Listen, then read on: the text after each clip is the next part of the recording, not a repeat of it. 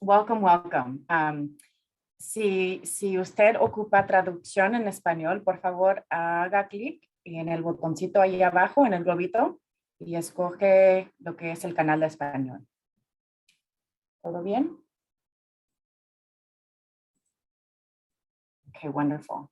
We are also going to be making sure that there's space for questions. So if you have any questions, please feel free to drop them into the chat, and we will be answering questions via the chat, as well as creating an FAQ that will post up on the county website if there are any unanswered questions. And you can also email your questions to an email address that we're going to drop into the chat, arpa@sonoma-county.org.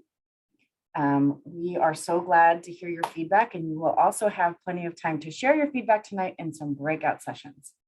And if you are someone who'd like to join the Spanish language breakout session, please hang out into the main room, and then we will make sure that we will help people join the Spanish speaking breakout room. And if you are here as county staff, we're going to ask you to just make sure that you rename yourself to identify yourself as county staff. We're doing our best to really balance the breakout sessions. So thank you so much for your patience as we review this housekeeping and get our meeting started tonight. I'm Alegría de la Cruz. I'm the director of the Office of Equity for the County of Sonoma, and it is my pleasure and my honor to introduce Supervisor James Gore. Take it away. Alegría, thank you so much for hosting this moment and being present with us. Y a todos ustedes que están aquí con nosotros, yo entiendo que hay dos canales en español, uno en inglés, uno en español, pero quiero darles el bienvenidos y agradecerles para su presencia aquí con nosotros. My name is James Gore. I'm County Supervisor. I represent North County District 4. I'm here tonight to listen. I'm here to share some time with you, to talk about what we need to be doing to use this opportunity, these funds that have come in from the America Rescue Plan Act, and to make sure that they are invested, not just spent, that they are invested into our community. I think it's a privilege to be able to have this federal funding that's conduited through the local level. And you know, for me, I just want folks to know is that the focus for me up until now, if you've heard any of our meetings about the America Rescue Plan Act, about this funding, it's really to make sure that we use it to go after some of the biggest areas that were hit hardest in our community over the past year and a half from COVID-19. We know not just from the stories in our community, from the anecdotes, but from the actual numbers, from the empirical analysis, that COVID attacked those underserved in our communities harder than ever. It showed that cracks that exist in our framework, in our safety net, in our programs, in our systems, in our own minds and hearts, that when there's a substantial amount of pressure, that those small cracks become very large. What that resulted with for us was very high rates of COVID transmission amongst those least fortunate in our community. Not ironically, those who live in multifamily housing, those who are homeless on our streets, those who have to carpool to work, those who were essential workers and had to work no matter what and could not do telework. And then we also know that the solutions that are on the table for us to do better and be smarter is all about listening to you first and trying to design the programs to get to the right spot. The one thing for me that is a good movement that we have is the creation of the Office of Equity, and then the fact that we have put the Office of Equity along with Human Services, our upstream portfolio, and the Economic Development Board in charge of really making sure that this money is not just spent the way it normally is in the county, but that we focus, that we have a way to try and get it onto the ground to make the most impact for those most in need. I say that as a white man, as somebody who has grown up and fought hard for everything that I've earned, but at the same time, somebody who has definitely had privilege. And I choose to use my position of privilege to try and do better and to try and do the best I can to extend those benefits to everyone else in our community and to help other people rise up. We got a lot of work to do, and I want to thank you for your patience. I want to thank you for your partnership. I want to thank you for your perseverance. And I'm really interested in your thoughts because for me, I had a call earlier today with 3 of our leaders on the funds and how we're looking to allocate them. And my focus is on our safety net, making sure we don't just have a government safety net, but a community safety net. That's also to make sure that all disasters, fires, floods, the pandemic, disease, is we're focusing on reaching out and making sure that our programs are flipped upside down so that they don't wait to take care of the most vulnerable last, but take care of them first. And then on the other side, with our economy, especially our small and medium-sized businesses here in this county, is how we make sure the most of these funds and the most of our work going forward goes into our local community and is circulated in this virtuous cycle, as opposed to just spent out or people coming in for tourism and leaving and then money spent in other areas. So that's a lot to say. It's an opportunity for me to now say thank you for being here with us. Y gracias a todos ustedes por estar aquí con nosotros. And I'll pass it back to Alegria. Thank you, Supervisor. So we're going to bounce right back into our slideshow for tonight to really ground us in our purpose and what we are doing here together with you. So I'm going to walk you through a little bit of what to expect tonight. So we're going to hit the high points of what is ARPA, and we are going to make sure that we share with you the critical data that we and our community are using to really deeply understand the impacts of COVID-19 on our health, our businesses, and our community. We're going to be spending some time in breakout sessions to really make sure that we are having some good, smaller conversations around areas of particular focus and interest. And then we're going to make sure that we're sharing as a community what we hear from you tonight. So grateful for you all being here tonight. And we're going to get really grounded in equity. So next slide, please, Jake.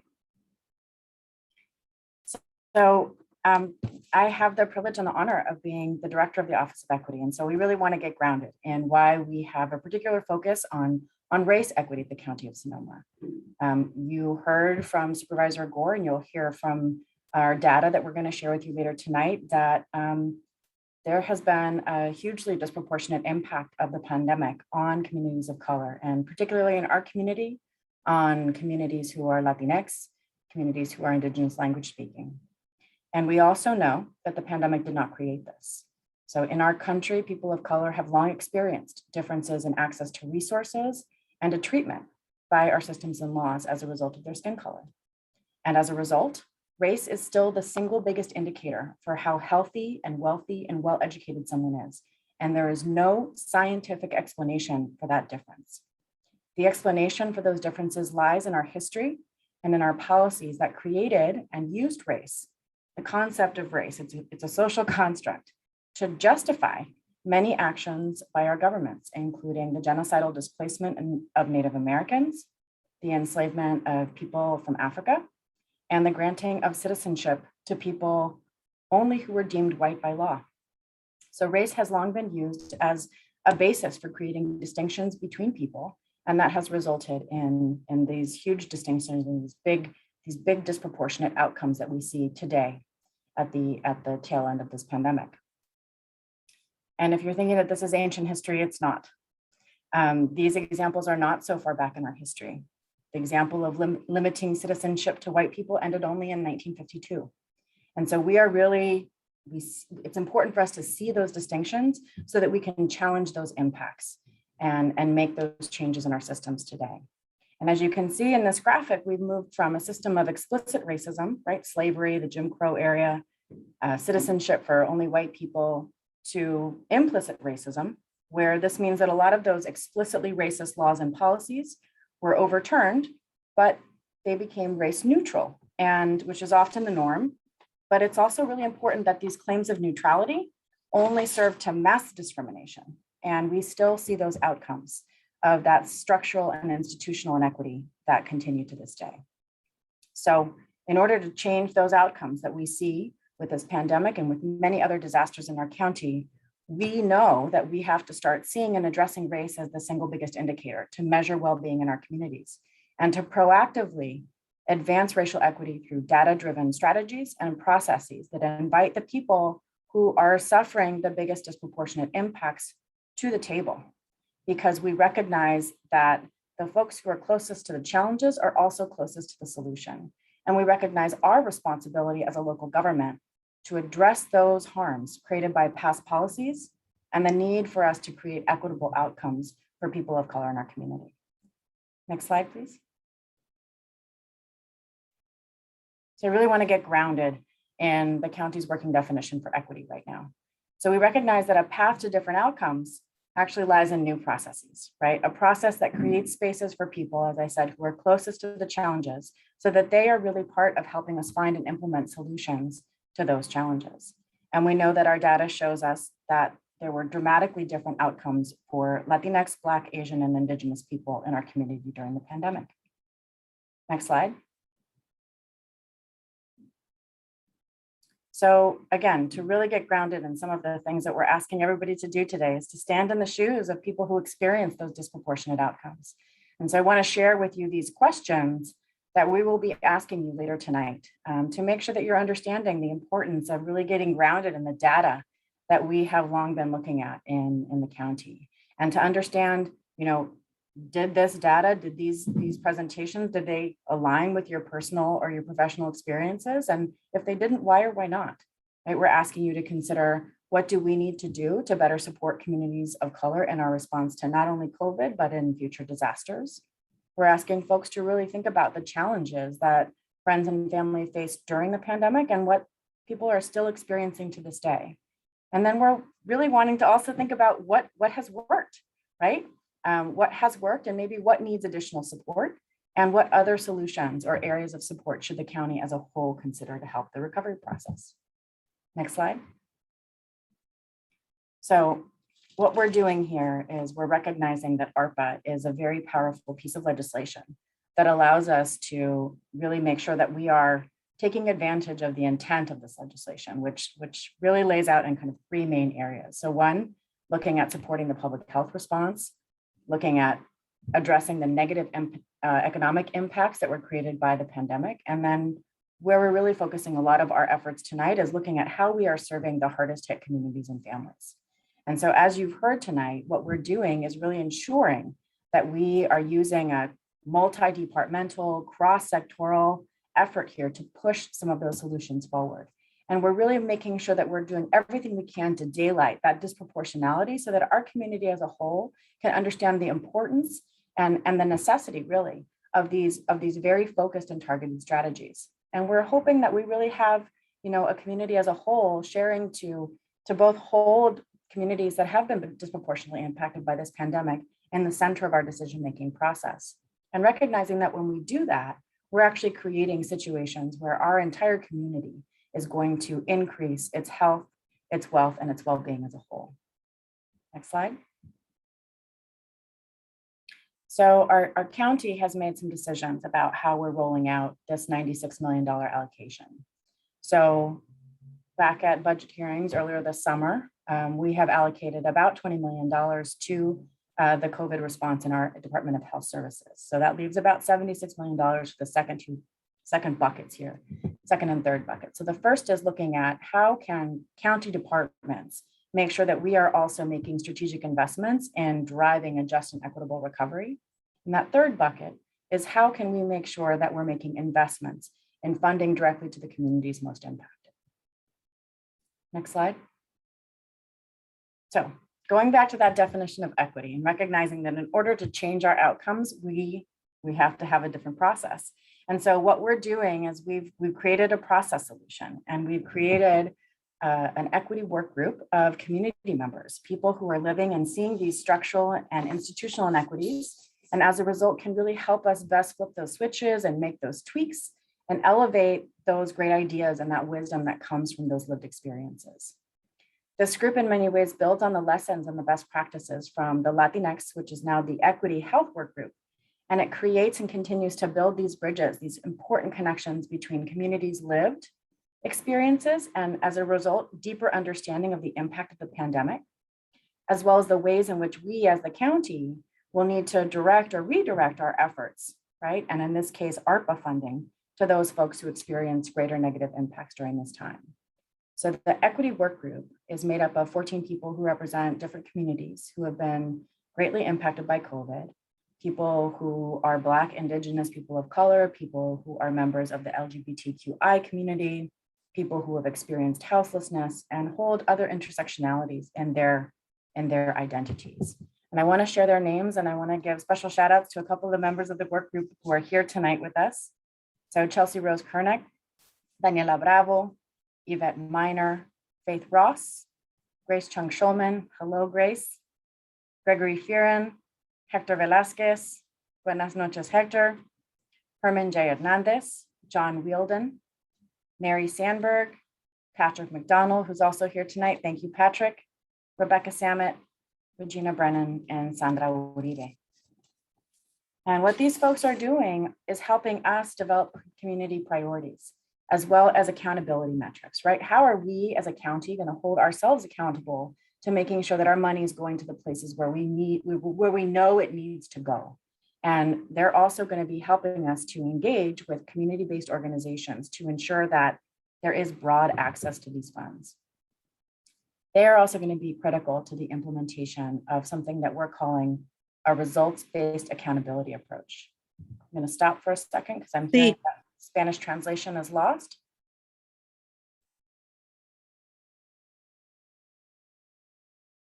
Can we confirm that we've got translation still happening? Ya sirve, we're good. Ya sirve? Okay, perfecto. So jumping right back in, what we're doing is we're using something called a results-based accountability approach, and we're really making sure that equity is right in the middle of that work. The excellent people at Upstream Investments in our Human Services Department, working with our office, we're going to make sure that we are bringing to every opportunity that we have in this process to embed racial equity principles through the use of this ARPA money and to ensure that we really understand its impact. And we're also really grounded in the work that the county has done to create and to start implementing a racial equity and social justice strategic planning pillar. And then these town halls are structured in a way to ensure that our larger community has the opportunity and the benefit of seeing and more deeply understanding that disproportionality, that because of COVID and our increased isolation for many of us who had the privilege to stay home and to work from home, we may not have seen some of the challenges that many in our community faced. This is not to say that the pandemic has not impacted every person in this community. We know that it has. But we are also hopeful that we can really rely on the richness of this data that we're going to show you. And by really elevating the richness of people's lived experiences, that we can focus and direct ARPA to the places where it's most needed by working together. Thank you so much for being here with us tonight. And I'm going to pass this now to my colleague, Oscar Chavez, the Assistant Director from the Human Services Department, to talk a little bit more about that results-based accountability approach and the other work that we have before us tonight. Thank you.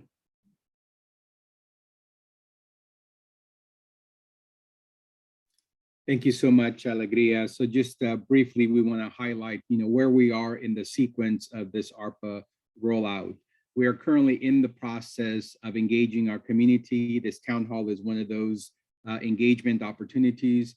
We are also surveying and getting feedback from our community-based organizations and other groups who we are working with.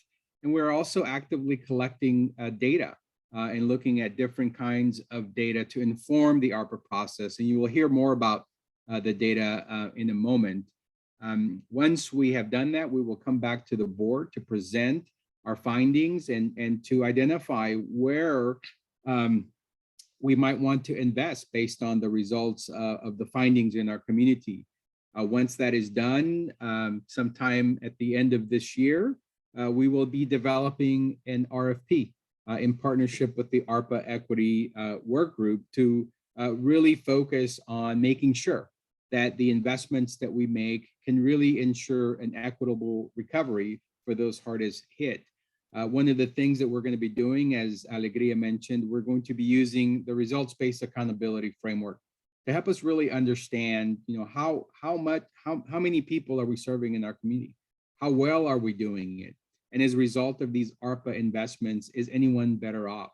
At the end of the 3-year ARPA investment, we want to be able to tell the story about how these investments ensured that for those hardest impact, that there was a real equitable recovery. Next slide. So again, I mentioned earlier that we're in this process of collecting the data right now, and in mid-January we're going to be releasing the RFP. We anticipate that the proposals will be due back to us by early March, with funding to be released in late spring. As part of that process, through upstream investments, we're going to be providing training and technical assistance to our community-based organization. And we're going to pay particularly attention to our smaller nonprofit organizations or groups who don't often have the opportunity to be competitive for county dollars. We want to make sure that not only are we approaching this from an equitable perspective, but we want to make sure that we make it accessible and low barrier for smaller organizations to be able to apply for these funds. Next slide. And this is a little slide courtesy of Nayeli Ramirez to really ground us in what we envision for our community, a place that is really inclusive, where everybody sees themselves as part of community. And if we get this right, and I think we will, we will create a more equitable community that we can all feel proud of. Next slide. One more slide.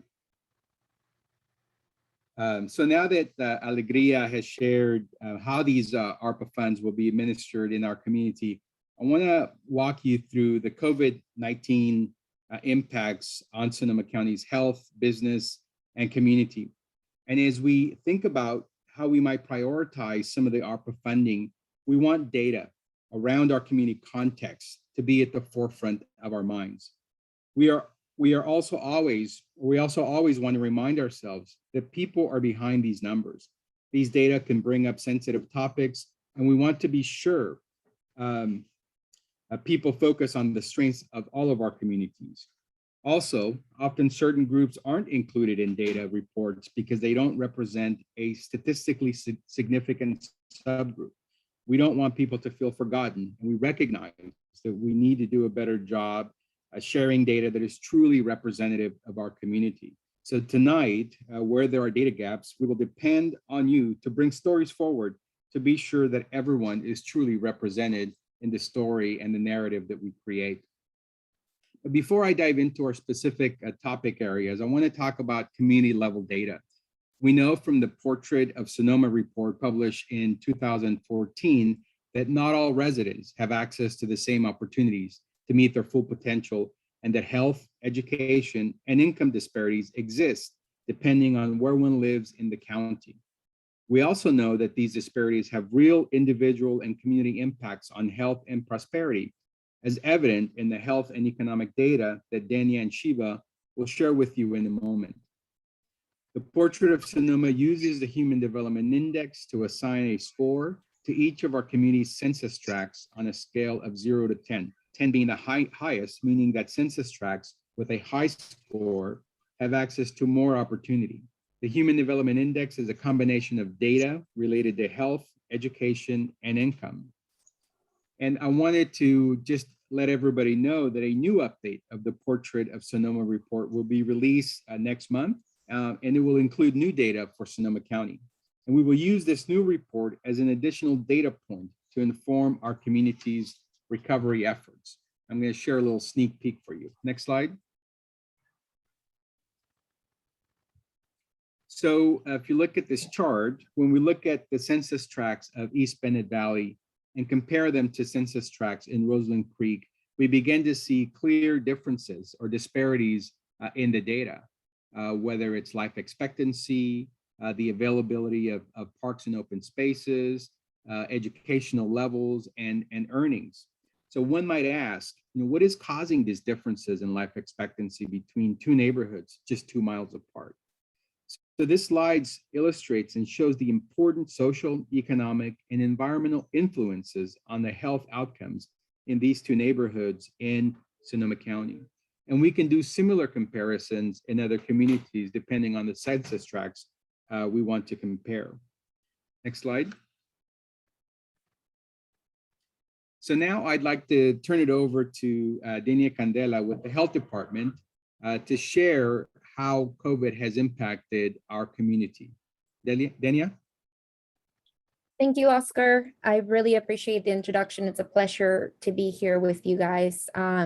It's important that we recognize, as mentioned, right, the environmental and physical factors that contributed to the existing inequities in our systems and the way that they've impacted our communities of color. As we look through this data, it's always important to keep in mind the story as a whole and how transportation, access to health, our system, cultural language spoken, income, really all influence and deepen the impacts of COVID-19 and the impacts of communities of color. So as we look at the following slides, next slide, please.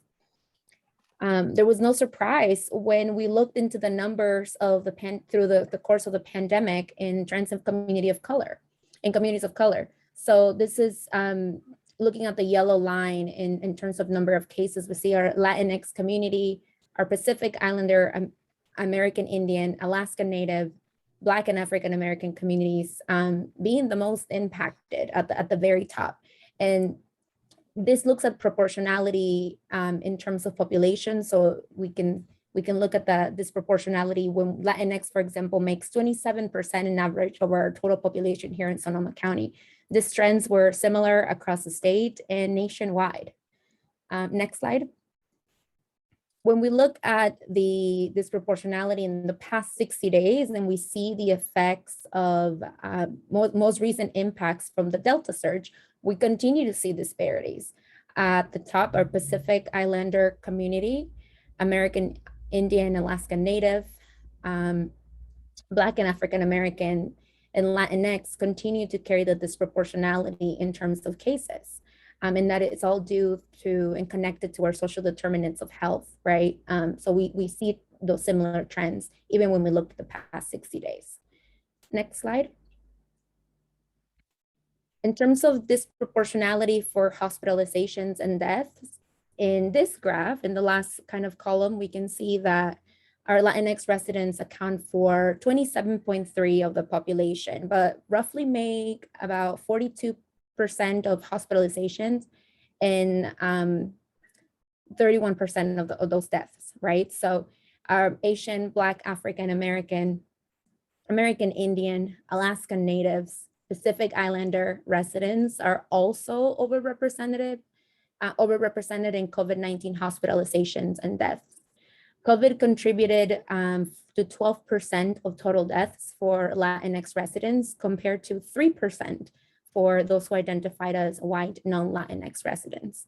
And Oscar mentioned a little bit earlier about life expectancy and our numbers. When we looked at our epi data in 2020, life expectancy decreased about 2.1 years compared to 2017 and 2019 for Latinx residents, and 0.7 for those who are white or identified as non-Latinx.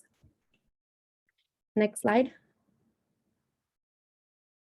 A little bit of our vaccine efforts. So we are observing an increase around 1.5 to 3% increase in the total of number of Latinx that have been fully vaccinated. As we can see on this graph, our multiracial group and our Latinx community have been behind in vaccination rates. We're making steady progress at a healthy pace, and our focus continues to be people who don't have access to a vaccine or may have questions or hesitancy due to the way that they've been impacted by systems. We have more to do, but we are on our way. Next slide.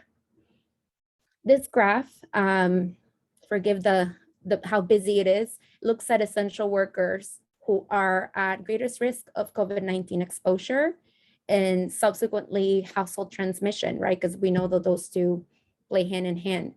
In Sonoma County's COVID-19 case data, the majority of our cases have come from folks who identified as working in the fields of agriculture, cleaning, janitorial, food and beverage production, manufacturing, sanitation, and public works. They identified as Latinx, Latinos.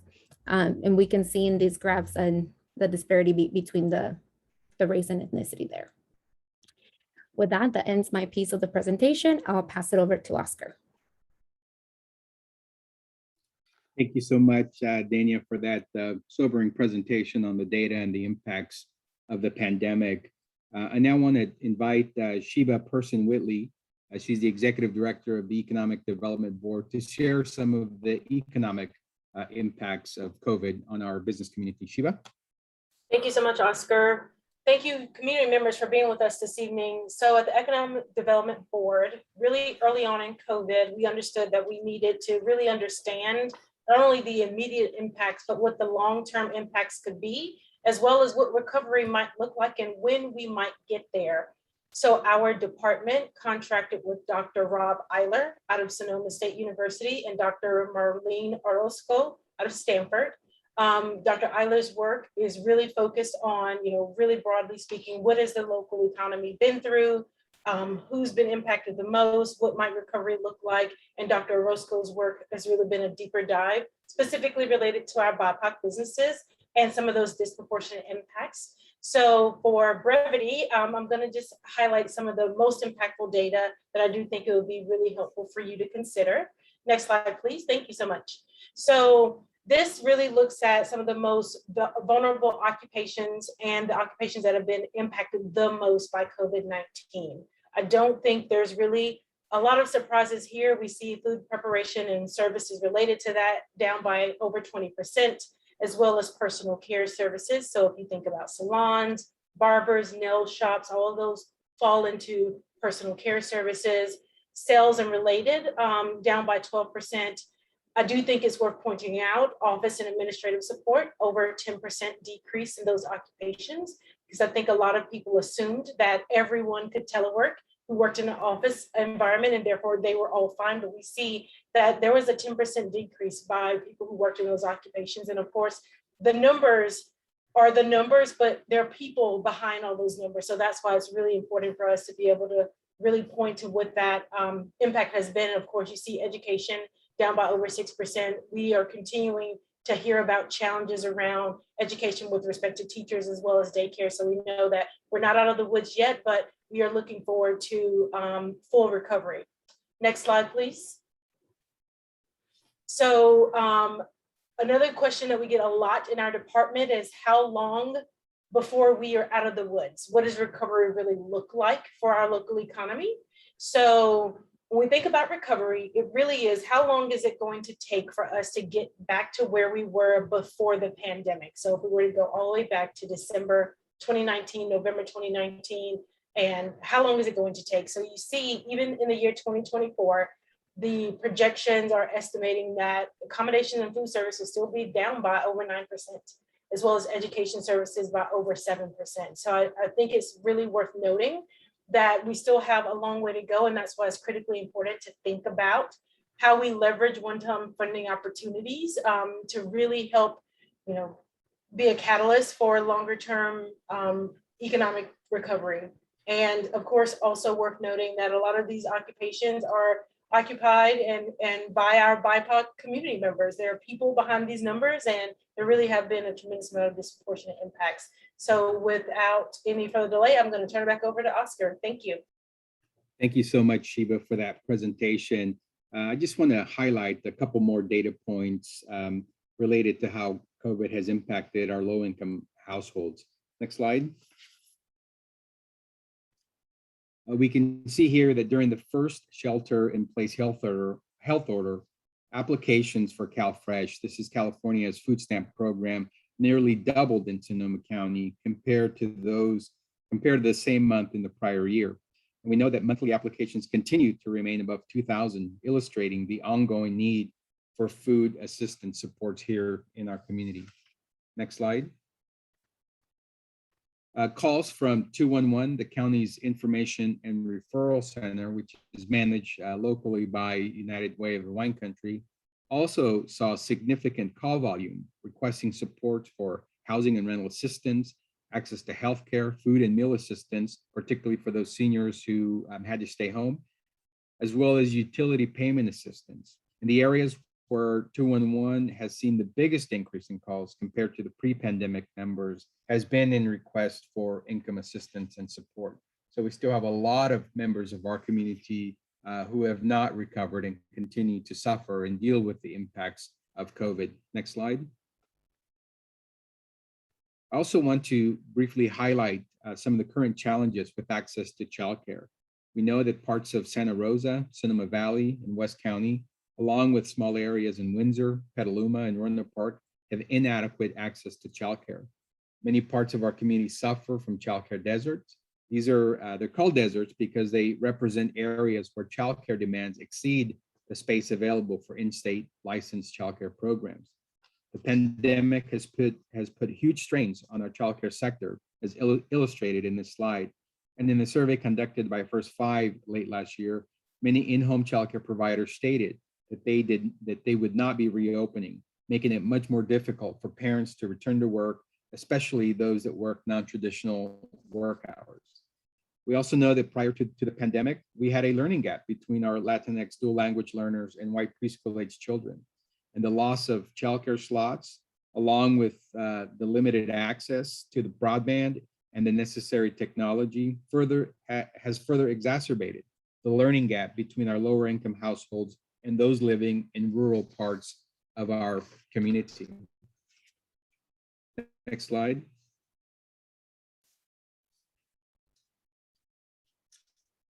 Let's go. So the data that we shared with you today is powerful.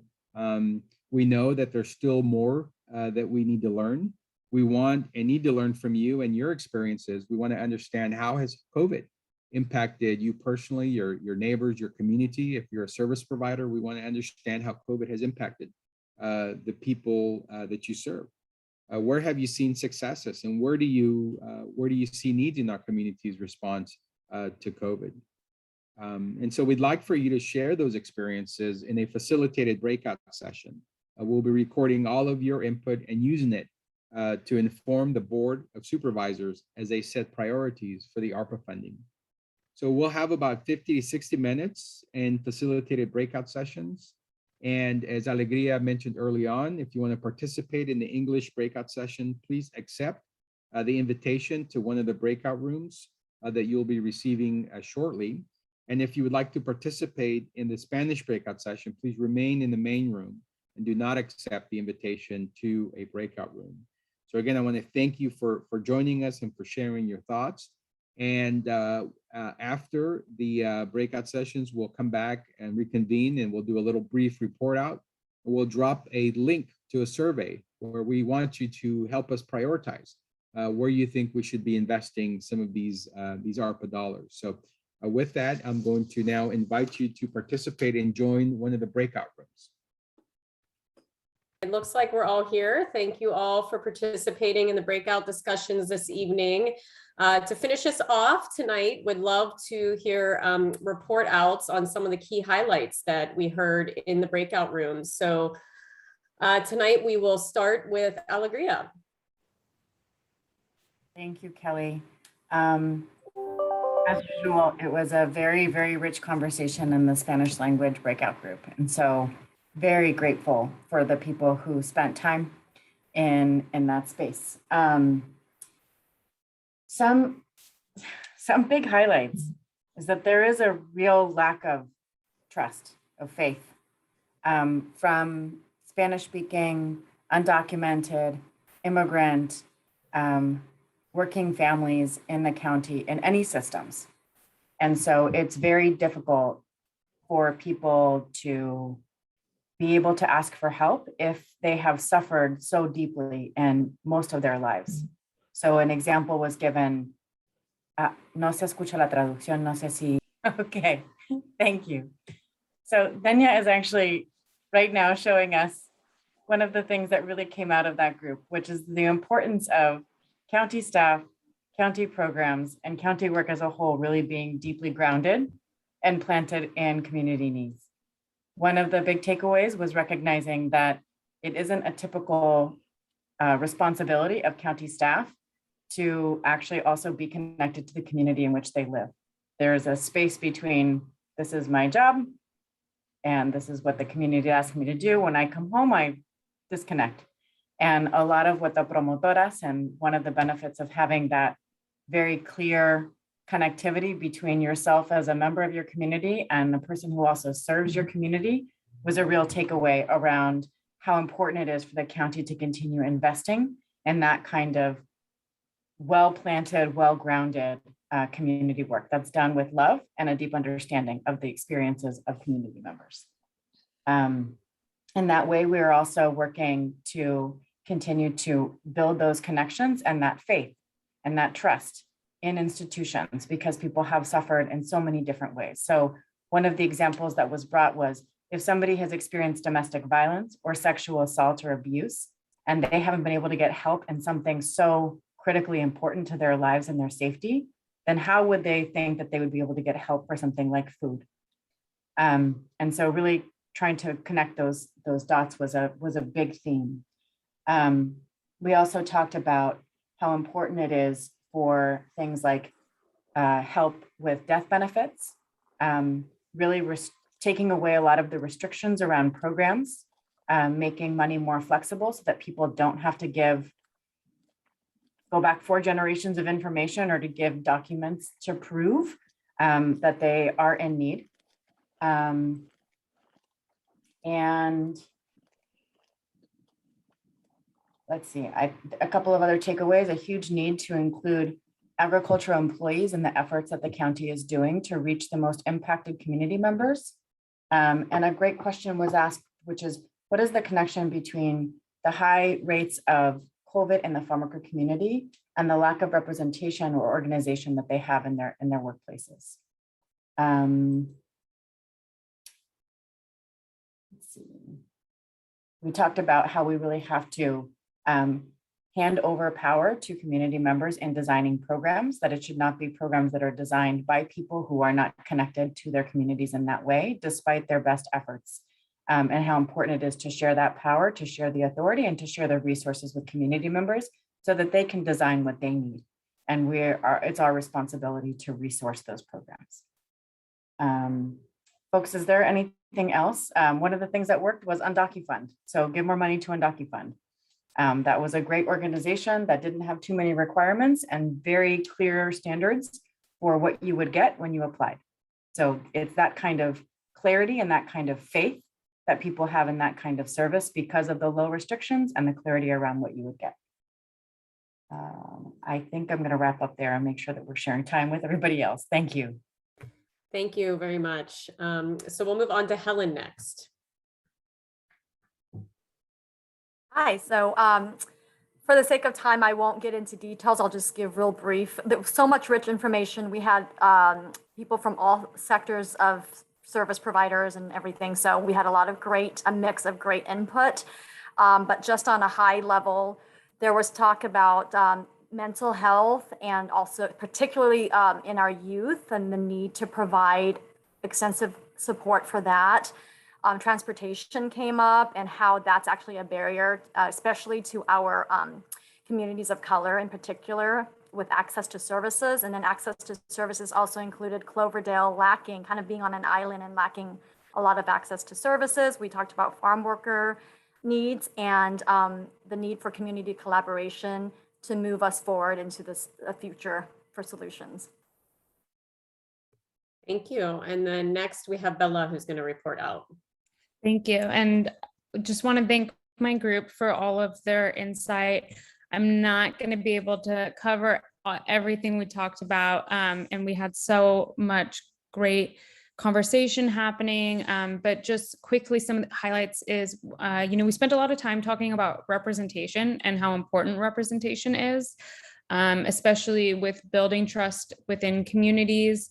and being really intentional about that outreach and building relationships with the various cultures and communities that we have, and making sure that, we're always working in with the communities and the cultures in the ways that like they best communicate, and having representation, like Alegria talked about, in the program design, and really making sure that we have the voices of the people who are being affected. We talked about when resources are available, making them as navigatable as possible, and making sure that we're accounting and trying to remove gaps to technology and devices, and trying to remove as many barriers as possible. And then, we talked about the impacts on our LGBTQI plus community, and the impacts that COVID had on them in terms of, feeling validated and affirmed at work, and feeling safe at work and in employment, and housing, and accessing like mental and overall health services, and really making sure that we are being as approachable and sustainable and talking about all communities and representation. And again, doesn't account for everything that we talked about, but just some highlights. Thank you. Thank you. And then we have Ethan. Thank you. Lots of good stuff in our group. I want to first acknowledge that we heard some very deeply personal stories of loss and continued hardship in our group. And I thank those members for sharing that and continuing to engage. I think that perspective is tremendously important. In the interest of time, I'm just going to cover two items. I think one is an issue of trust. It was suggested in our group that the county really should look at funding smaller organizations that are trusted in communities of color that can more actively and more effectively engage in the county itself, or maybe some other larger nonprofits in those communities. The other sort of striking point was when caring for family who've been stricken by coronavirus or other hardship during this time, is how do our community members continue to care for their family members and also continue their own personal and professional growth in that time so that they're not left behind in the future. That's everything that I've got. All right, great. Thank you so much for those excellent report outs. And I know we're getting close to time, but I would like to hand it over to Oscar to do a quick close, and then Supervisor Gore to jump in and also close us out for the evening. Great. Thank you so much, Kelly. And thank all of you for joining us this evening. I know that giving up 2 hours of your time is a huge ask, and we're so grateful that you have given us that time and really to inform how best to invest these dollars into our community. This will not be the only time that you have to give us feedback. We invite you to give additional feedback via our ARPA at sonoma-county or county.org. We also will be posting a survey here in the chat that we would like for you to take. And if you have additional questions or additional feedback, we want to hear from you. You can again go to the ARPA website and you can drop it, drop your question or your additional feedback there. As a reminder, these meetings will be recorded and they'll be uploaded on the ARPA website for you to share and go back and listen to them if you'd like to. So with that, I would like to turn it over to Supervisor Gore, if you'd like to make a parting comment or a closing comment. Yeah, I want to say thank you sincerely for putting an input. And what I heard more than anything is that the money needs to go into trusted institutions, not just to try and build trust. That's very important to me, is there are places in our community that are trusted where we can access and work on this. And for those institutions and organizations that we've worked with traditionally that do have different levels of capacity, we need to not just give a bunch of money and hope everything works out right, but we have to do training. We have to make sure that we have outreach coordinated amongst a lot of different contracts and entities. We have to make sure that we figure out what promotores and promotoras we already have for health and other things, but which ones we have for the greater system, and to empower them. And how do we make this really into a campaign, not just a bunch of disparate, isolated investments? My commitment is to go slow to go fast on this, go slow to go far. Initially the goal was to get all this money in and try and get it out the door by the end of this year. I like the idea that we're in this RFP process, this request for proposals process, still moving into January and deciding in February, March. I know there's a lot of pain in our community, and I would rather the money be hitting the ground right now, but we only have one opportunity to do this right. And so that's what I want to do. Thank you. Great. Thank you, Supervisor Alegria. Anything before we say goodnight? Thank you. Okay. All right. Thank you so much. And thank you for joining us. Have a good evening.